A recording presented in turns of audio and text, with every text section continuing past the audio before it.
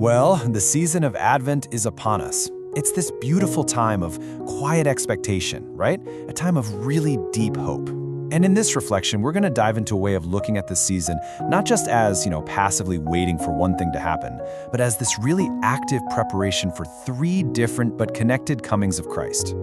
Yeah, because at its heart, Advent is not just empty waiting. I love the analogy. It's not like waiting for a bus, right? It's something much more sacred.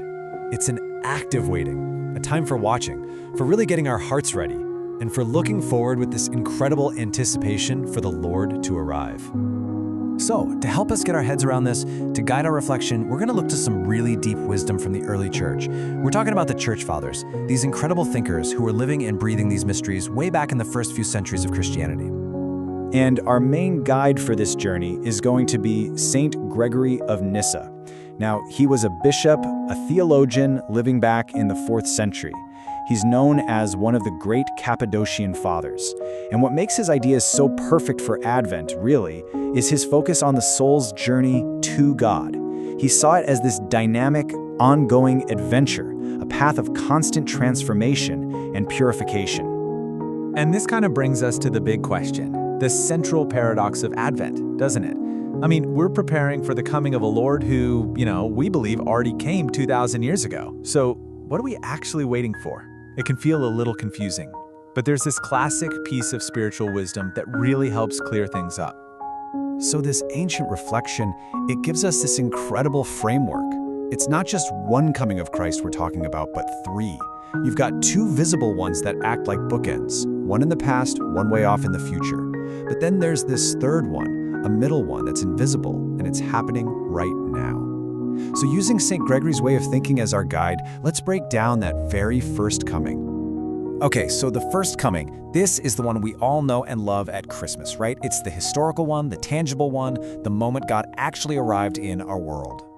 This coming was something you could see, something grounded in a specific time and place. This is the Incarnation, the mind-blowing idea of God becoming human in the person of Jesus of Nazareth. And its whole purpose? Redemption. It was the kickoff, the very beginning of this massive work of healing and restoring all of humanity. And the Gospel of John it captures this mystery so beautifully. The Word became flesh and dwelt among us. That eternal Word takes on a human body and makes us home right here with us. I mean, that's the absolute bedrock of the Christian faith. It's the event that anchors everything else in history. But it's not the end of the story, not by long shot.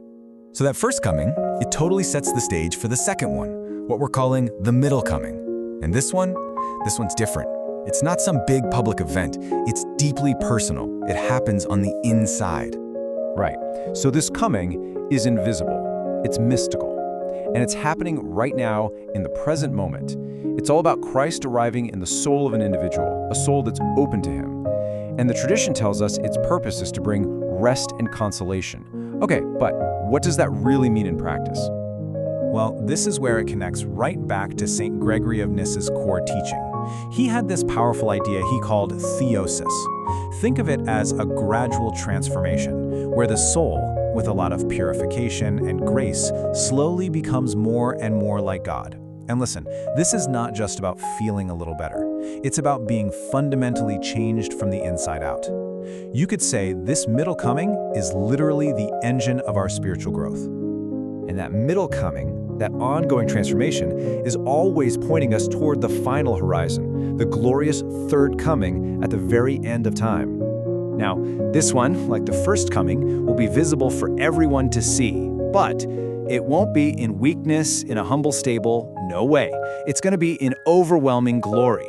It's a future event, what theologians call eschatological, which just means it has to do with the end times. We often call it the final judgment. And its ultimate purpose? It's life itself. Life fulfilled, perfected, the whole shebang. And if you read scripture, it describes this moment with these incredible images of cosmic power and blinding light. It's painted as this moment of ultimate clarity, where everything is finally brought to its conclusion, right there in the presence of God. And this is where St. Gregory's vision is just so incredibly hopeful, because he didn't see this final moment as just, a system of rewards and punishments. He saw it as the ultimate completion, the culmination of that whole process of purification we've been talking about.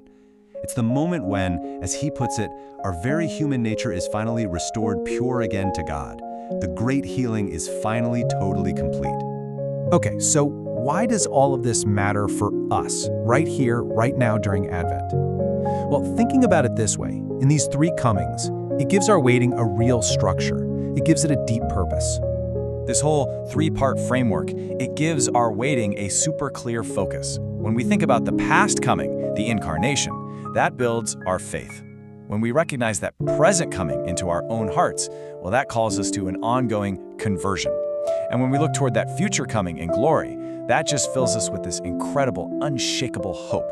It keeps us spiritually awake, and watchful. So here's a really simple way to practice this during Advent. Just 3 words to hold on to. First, remember. Remember the past with faith.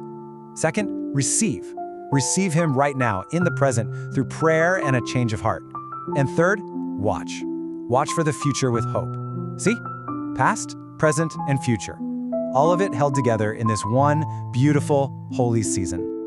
And that leaves us with one final question to ponder.